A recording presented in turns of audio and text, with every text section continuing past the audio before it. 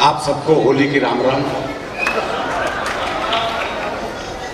होली की शुभकामनाएं आप सभी को। होली के रंग जीवन भर आपके साथ रहें, यही कामना है, यही मंगल कामना है। बहुत सारी बातें हो गई। चुनाव का माहौल चल रहा है आजकल।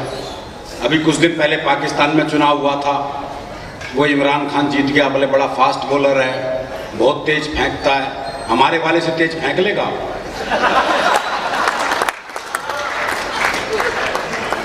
अच्छा, वो जो फेंकता था वो 155 ग्राम की होती थी बॉल, 155 ग्राम। हमारे वाले ने तो 1000 किलो का फेंका है।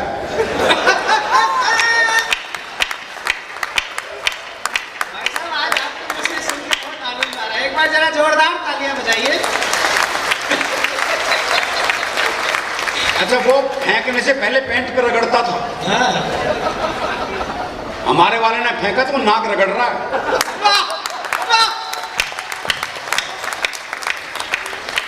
अच्छा, उनका तो सिर्फ तेज फेंकता है, हमारा तो leg spin, off spin, googly और जो यू टर्न गेंद ऐसा,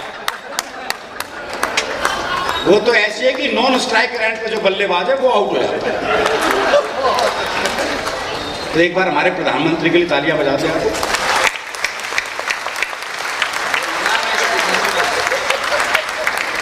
और राहुल गांधी का तो जिक्र ही क्या करो। ताश की गड्डी खरीद के लाया, उसमें भी सत्ता गायब था।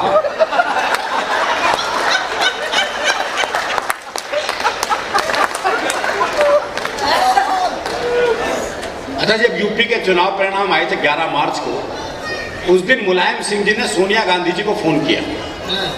मुलायम सिंह जी के भाषण आपने टीवी पे तो सुने ही होंगे। हमारे कवि मित्र है वेद प्रकाश वेद, उन्होंने बहुत बढ़िया बात कही। बोले मुलायम जी कह रहे थे मेरी बात कोई समझता क्यों नहीं, मेरी बात कोई समझता क्यों नहीं। तो एक कार्यकर्ता बोला जी आप अपनी बात रिकॉर्ड करके खुद समझ के दिखाओ। तो मुलायम जी की वो बात सोनिया जी कितनी समझी होगी मुझे नहीं पता। वाह। वो मुलायम जी ने सोनिया जी को फोन किया कि तो हाल लौंडे ना हमारे लौंडे का भट्टा लगा दिया।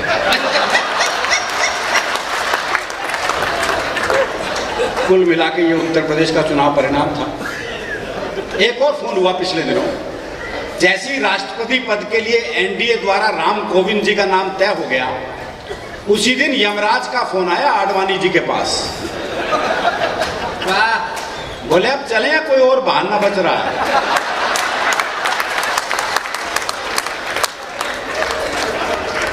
तो आडवाणी जी बोले मोदी जी ने कहा विकास होगा, बस उसका मुंह देख के जाना चाहता हूं। अच्छा, मोदी जी ने भी खूब भाषण किए, दे ही रहे हैं। 4.5 साल से हम भाषण ही सुन रहे हैं। 70 साल से विकास नहीं हुआ, 70 साल से विकास नहीं हुआ। इस चक्कर में अपने 4 साल भी जोड़ लेते हैं। अरे मोदी जी, दूसरों के बाथरूम में झांकने की बजाय अगर सही टाइम पे अपने बेडरूम में झांक लेते हैं।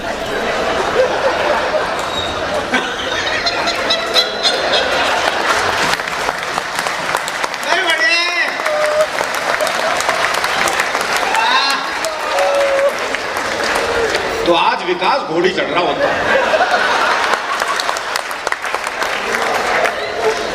तो राजनीति अलग ढंग से हंसाती रहती है।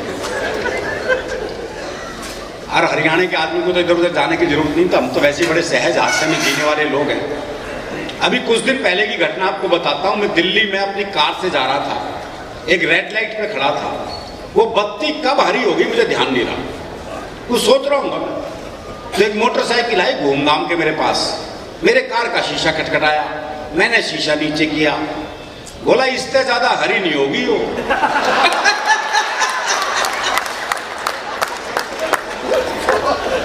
तो ये जो सहज हास्य है हमारे स्वभाव में।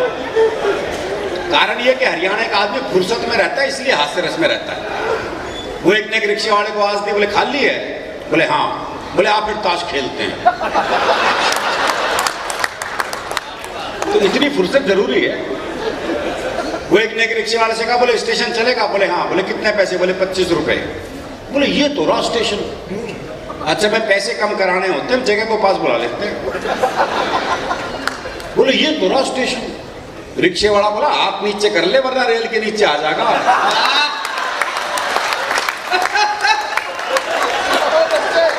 भाई बढ़िया है। वो एक पहुंच गया हलवाई की दुकान पे, भाई ने चिक्के जलेबी खाई भरपेट। जब पैसे देने का नंबर आया भाई ने जेब झाड़ दी, बोले पैसे तो नहीं। अब दुकानदार दुकान से बाहर निकला, 15-20 मिनट तबीयत से धुना पीटा उसे। जब खुद थक गया पीट पीट के तो वापस दुकान में चला गया। अच्छा वो भी कपड़े झाड़ के खड़ा हो गया। है बोले आप क्यों खड़ा है? जा। बोले इसी भाव 1 किलो और दे दे।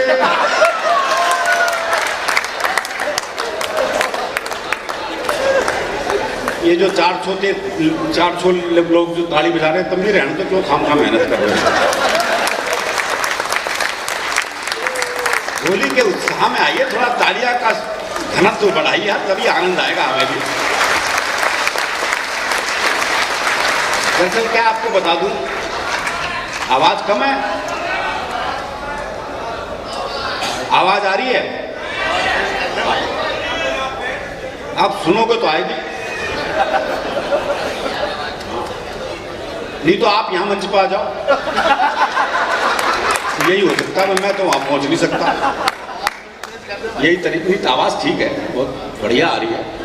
ये भाई साहब कोई नहीं आ रही, बस आप आ जाओ मंच पे। सच में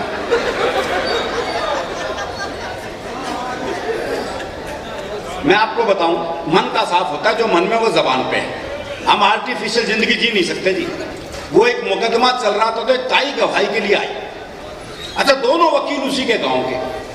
तो पहले वकील ने पूछ लिया, बोले ताई मुझे जाना है। खूब जानू हूं, गुलाब सिंह का छोरा है तू, 1 नंबर का झूठा, तेरी लुगाई तक तो छोड़ के चली गई थी। बेचारा वकील सन्न रह गया। उसने दूसरे वकील की तरफ इशारा कर दिया, और ताई से जाना है। अच्छी तरह जानू हूं, करनैल काने का छोरा है यो, 1 नंबर का याश, तेरी लुगाई से भी इसका चक्कर था।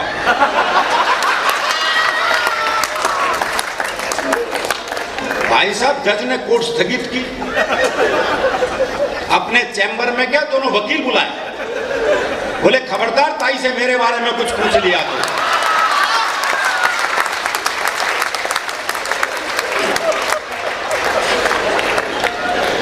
इतना साफ मामला है, और ये साफ मामला रहना भी चाहिए। कहते हैं डर के आगे जीत है। हरियाणा में तो डर के आगे भी हास्य रसी है। वो एक चौधरी रात को सुनसान जंगल से जा रहा था, सामने से एक 41 साल की महिला, सफेद साड़ी पहने, बाल बिखराए, हाथ में दीप जलाए, कहीं दीप जले कहीं दिल टाइप गाना गाती आ रही थी। पास आके बोली मैं चुड़ैल हूं। तो चौधरी बोला फिर चिपटती क्यों ना?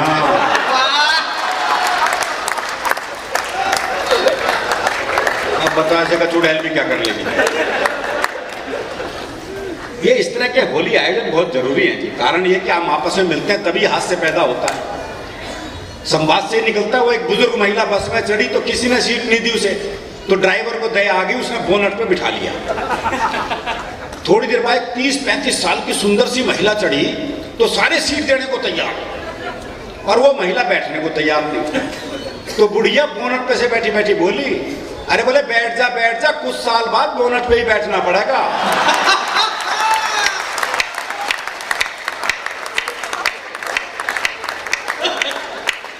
संवाद जरूरी है। एक हॉस्पिटल के ऑपरेशन थिएटर के बाहर मैंने एक बोर्ड पढ़ा था कि खोल लेते दिल अगर हंस बोल के यारों के साथ, तो हमें ना खोलना पड़ता यूं औजारों के साथ। आप हंसेंगे तो धरती आपकी है, यह आसमान आपका है। अगर रोने बैठ गए तो किसी मिल में वो रुमाल आज तक नहीं बना जो रोते हुए आदमी के आंसू पहुंचते।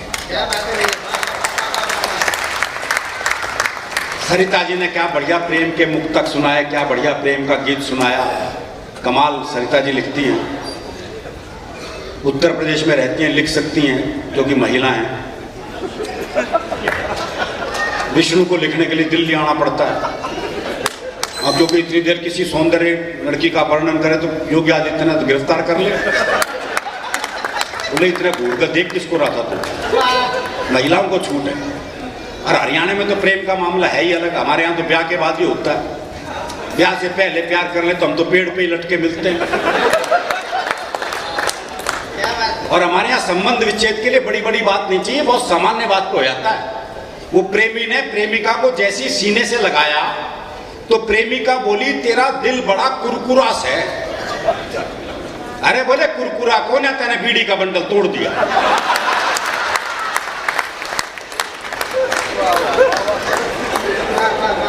और जो महिला पुरुष का जो औसत है एवरेज, सबसे ज्यादा गड़बड़ हरियाणा में ही है।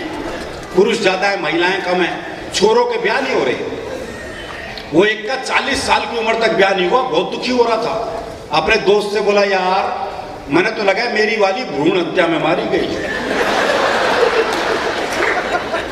नहीं ये तकलीफ है सर हमारी, ये तकलीफ है। और ये तकलीफ तो और बढ़ जाती है जब ओलंपिक हो, चाहे पैरा ओलंपिक हो, चाहे साक्षी मलिक हो, चाहे दीपा मलिक हो, चाहे विश्व सौंदर्य प्रतियोगिता हो, जब हरियाणा की छोरियां पदक लेके आती हैं तो ये तकलीफ और बढ़ जाती है।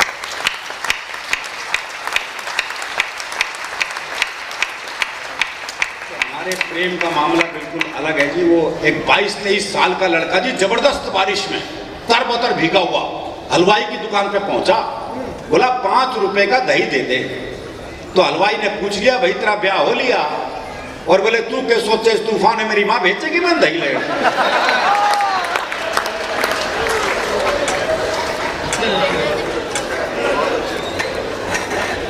वो एक का नया नया ब्याह हुआ तो दूल्हा दुल्हन को छत पे भेज दिया।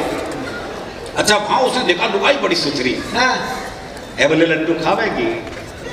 देखो ये प्रैक्टिकल बात, अगला कोई चांद तारे लाने की बात नहीं कर रहा, जो ला सकता है वही पूछ रहा है। तो उसे पता है ब्याह का घर है, हाँ वर्दी नीचे जाके ले आऊंगा। लड्डू खावेगी, बर्फी ला दूं, इमरती खावेगी, जलेबी ला दूं। भाई ने सुबह के 4 बजा दिए इस चक्कर में। तो नीचे से बूढ़ा बोल पड़ा, बोला इस कढ़ाई ने उतार दे, खेत पे जाने का टाइम हो गया।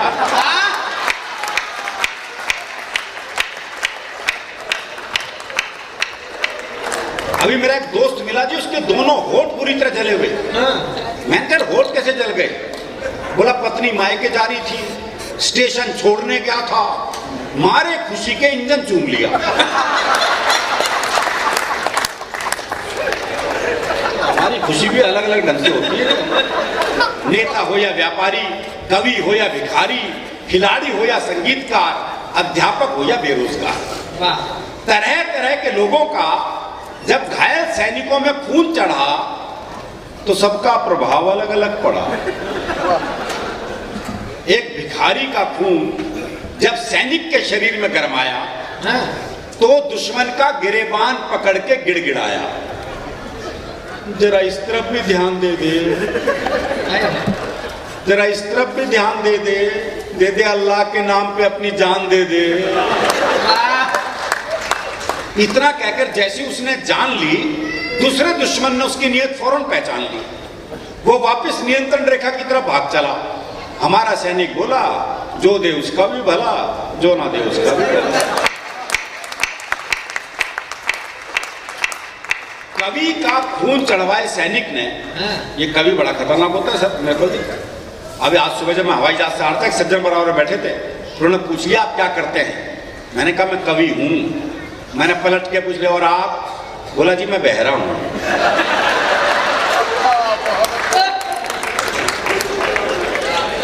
कवि का खून चढ़वाए सैनिक ने जब दुश्मन को अपने चुंगल में फंसाया तो दुश्मन गिड़गिड़ाया, माफ कर दो माफ कर दो।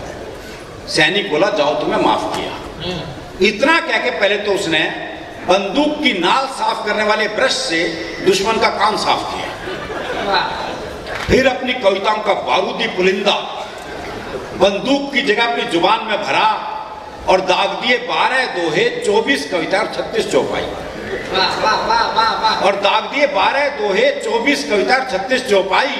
और जब तक उसके प्राण नहीं निकले उससे तालियां बजवाई।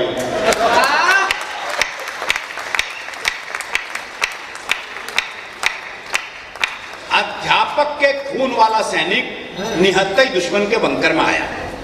अच्छा वो निहत्था जा भी सकता है, जब वो 60 बच्चों की क्लास में निहत्था जा सकता है तो उसे वहां क्या खतरा होगा?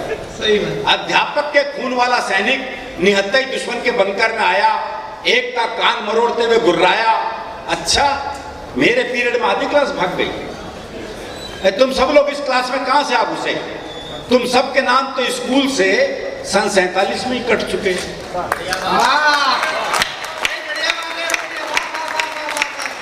तुम सबके नाम तो स्कूल से सन 47 में कट चुके। और क्या ये बनकर याद करो सन 71 जब हमने चमत्कार दिखलाया था, 90,000 नालायकों से एक साथ कान पकड़वाया था।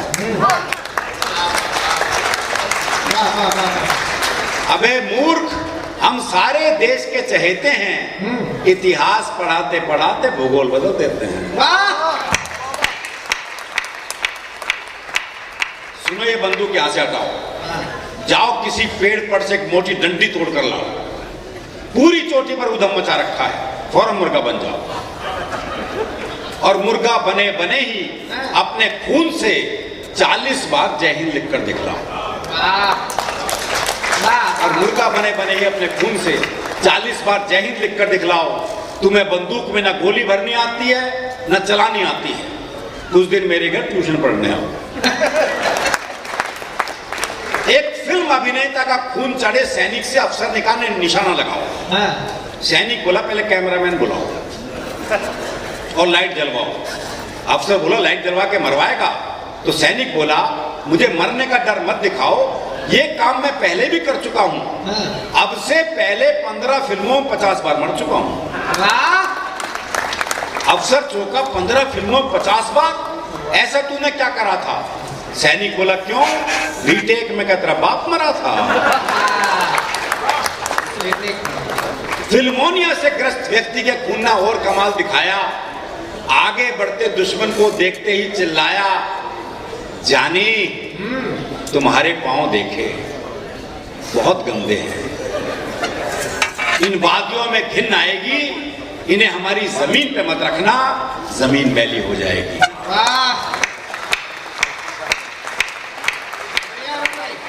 और एक शिक्षा व्यवस्था पर एक व्यंग। एक सैनिक का बहुत ही मजबूत था कांधा, उसने 4 दुश्मनों का गट्ठर सा बांधा, उठाया, पीठ पर लटकाया और सारे युद्ध क्षेत्र का नक्शा बदल दिया। जब वो 5वें दुश्मन को एक हाथ में पानी की बोतल की तरह लटकाकर चल दिया, सब हैरान परेशान, खा गए गच्चा। लेकिन ये किस्सा है सच्चा, क्योंकि उस सैनिक को खून देकर आया था एक स्कूल का बच्चा।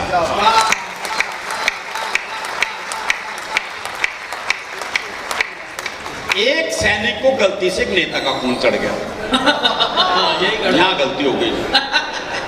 एक सैनिक को गलती से एक नेता का खून चढ़ गया, ठीक होते हुए फ्रंट की बजाय दिल्ली की तरफ बढ़ गया।